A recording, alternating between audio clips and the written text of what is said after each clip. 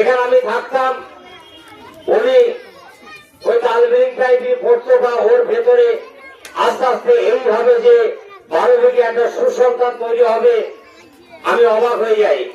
কারণ এখানে অনেক সুসন্তান আছে, তার মধ্যে উনি একজন। তার কারণ ও যে শিক্ষা যতটুকু পেয়েছে, যতটুকু মানুষের প্রতি যে ও যে বিয়ে দিচ্ছে বা মানুষকে মানুষ গড়ে একটা ব্রত নিয়েছে, এটা অবাক হয়ে যাচ্ছে। কারণ আমি জানি একটা মানুষের 60 বছর বয়স হয়ে গেছে, 50 বছর বয়স হয়েছে, সে কি বলে যে আমার বাবা যদি সই করতে যেতে হয় বা সই করার কথা বলা হয়, আর বয়স হয়েছে কদিন বাঁচবো না, তা নয়। 60 বছরের বয়সে যদি সে 61 বছরে মারা যায়, 60 বছরে যদি সে শিক্ষিত হয়, সে যদি সই করা শেখে, সেটাই তার জীবন ধন্য। কারণ শিক্ষা লাভ করে যদি 5 দিন বাঁচে, সেটাই তার কাছে স্বনামধন্য।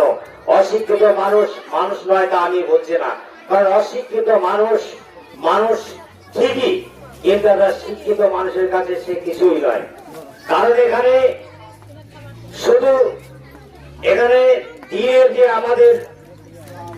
যে আমাদের ইসলামিয়া যে মেরুদণ্ড বা ইসলামিয়া আমাদের পথ অনুকরণ, তার সঙ্গে এখানে জেনারেল শিক্ষাও দেওয়া হয় ছেলেদেরকে।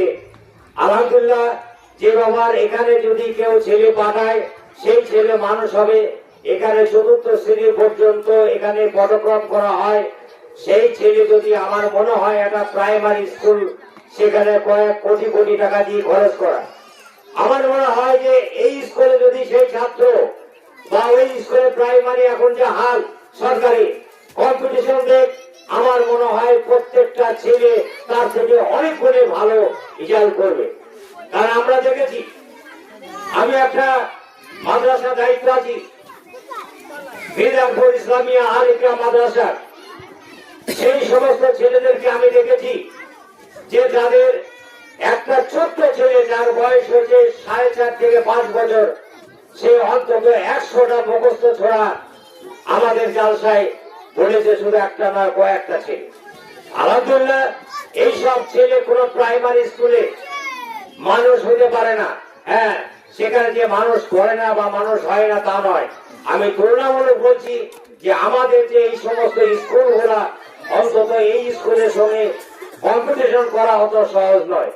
তাই আপনারা আজকে আল হাবে বসে, হ্যাঁ, যে ইসলামিয়া যে নাইট স্কুল, এই স্কুলে আপনার ছেলে বা আপনার সন্তানদের পাঠাবেন বা এখানে সুশিক্ষিত করবেন, এখানে নিয়ে আসবেন, নিজে নিয়ে আসবেন,